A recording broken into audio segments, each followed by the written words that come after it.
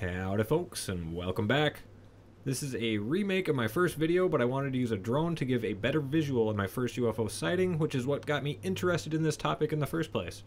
This will also be a template on how I do future UFO stories I receive from fellow Minnesotans whenever possible. There's some areas I won't be able to fly my drone, and I won't always want to drive for hours just to do a reenactment. A few quick things before I start the video. The drone footage and vehicle cameras were filmed on different days, which is why there's snow in some shots but not others. This is Minnesota, and it'll go from 60 degrees to a snowstorm in the matter of a day, and then back to 50 degrees. The screen will be split, showing you two viewpoints at the same time. Left side will be labeled Route Cam, and that's the direction we were driving, and the right side of the screen will be labeled POV, which is roughly the angle we had while watching the UFO. Keep in mind this was 16 years ago, so some trees may have grown a little, and the exact location we first spotted it is an approximation. Here's a quick Google Earth view. We were in the small town of Becker, Minnesota, driving down the main road Sherburne, also known as County Road 23. Alright, now let's start the reenactment. We were on our way back to my house when we noticed what we thought was a plane flying extremely low to the ground at unusually slow speeds. No one really said anything, and I doubt the driver even noticed it.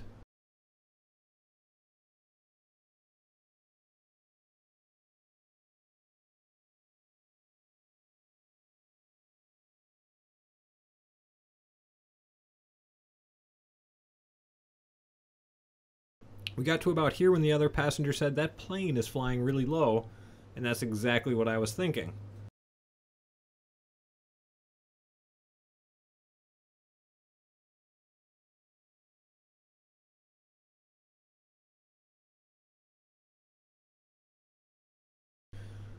About right here, the other passenger said that plane is slowing down.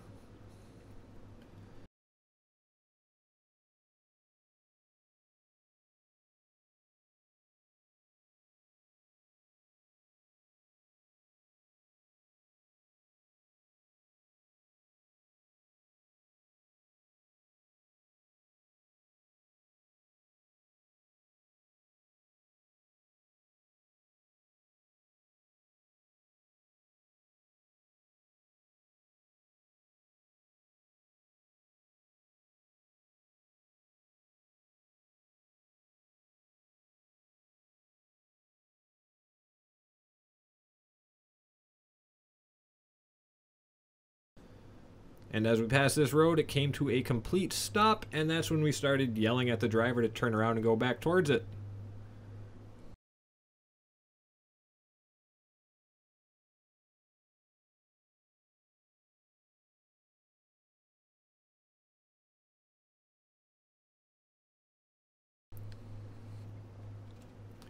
He did an illegal U-turn in the middle of the road, and we headed back.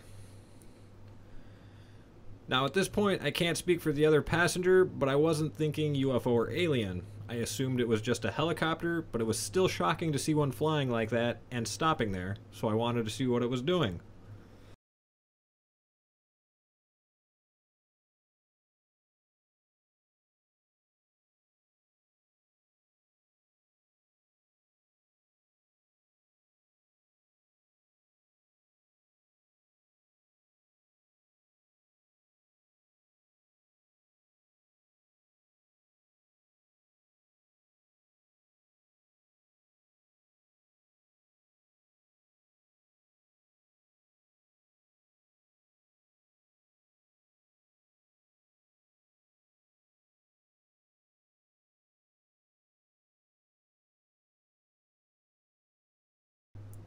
We stopped right about here, and we watched it hovering for what felt like minutes, but might have only been for 15 seconds. I used my drone to measure distance, and it was roughly 300 feet in front of us and 65 to 75 feet high.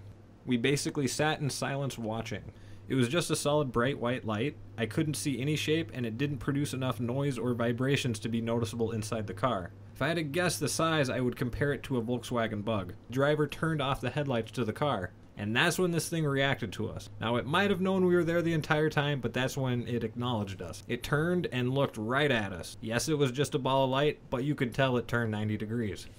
It looked at us for a moment and then spun 180 degrees and was now facing away from us. And then it did this. This drone footage is sped up about 650%, and it still doesn't compare to how fast this thing moved and stopped. There was no acceleration time, and it stopped instantly. When it finally shot up towards the sky, it was a tiny dot in about a second and gone completely in about 2. Needless to say, that shit blew our minds. Now I'm going to ramble for a bit and do some speculation. I've been to air shows and I've seen Top Gun a few times, so I'm pretty much an expert. Jokes aside, nothing moves like that. The amount of G-forces that would be produced doing those stops and changing the directions would be too much for a human to handle.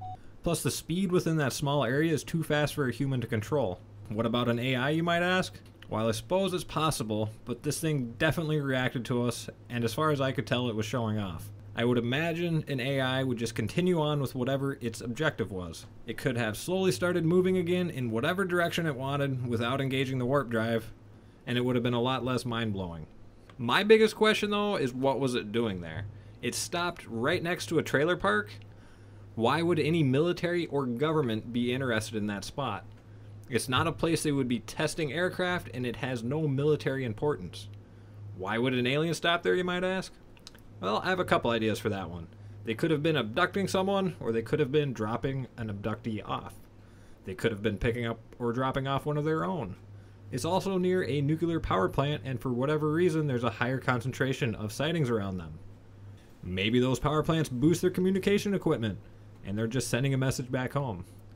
While none of those are great answers, there's still more reasons for an alien to stop there than an ultra top secret craft. So to sum it up, I think it's an alien because the technology that craft had was well beyond anything we're capable of. No human could safely control it, and there's no reason for it to be there in the first place.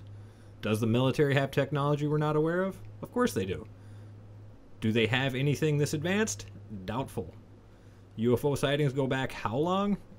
Did we have that advanced technology 50 or 100 years ago? Certainly not. You can call me crazy, you can think I'm lying, or you can think both. I don't really care. Hell, I probably would have thought I was hallucinating if I didn't have 2 close friends with me at the time. But I'm mostly convinced that there's aliens here now, and likely have been here for a long time. If there's one thing I can say to a skeptic, it would be this.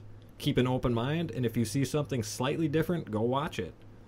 I went from neutral on this subject to convinced, all because we decided to go look at a funny light.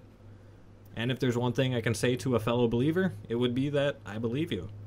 The truth is out there, and I will continue to try and record something like what I saw that night. Oh, and like and subscribe if you want to see more reenactments like this.